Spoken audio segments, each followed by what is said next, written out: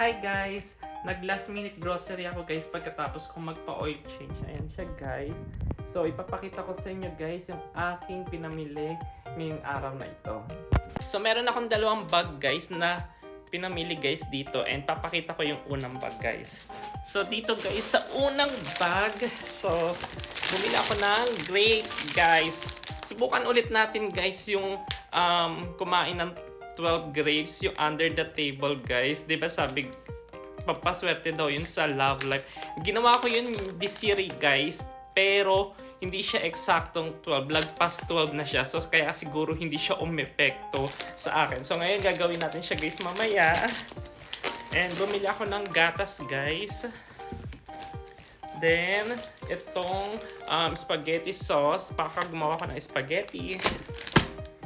Then, tinapay guys. Whole wheat na tinapay. Then, yung saging guys. Wala nang hinog na saging guys. So, ito lang. Papainugin ko na lang. Tapos, chicharon guys. Nilalagay ko to kapag gumagawa ko ng munggo. Then, meron akong C2. Minsan binabaon ko to sa work guys. Itong C2. Tapos, spaghetti na pasta noodles. Then, bumili ako nitong mushroom, guys. So, yun yung nasa first bag, guys. Sa second bag, guys, ito na siya. So, bumili ako ng itlog. So, lagi ako bumibili talaga ng itlog, guys, kasi binabaon ko to sa work. Then, crispy fry sa chicken. And crispy onion, guys, pag nilalagay ko sa sandwich.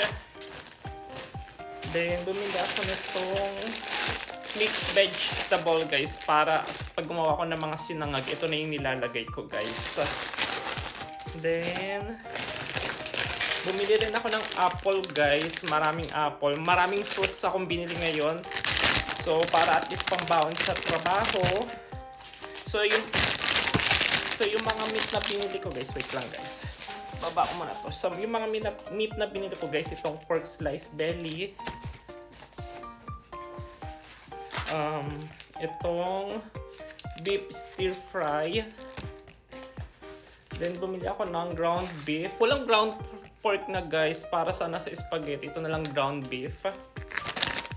Tapos, hotdog guys. Then, chicken strips. Mga pambaon ko rin to sa work. Chicken strips. And manok guys. Ito manok. So ito guys, lahat yung mga binili ko guys. Kulang pa yan guys kasi wala pa ako masyadong ibang meat na binili. And yung aking freezer guys,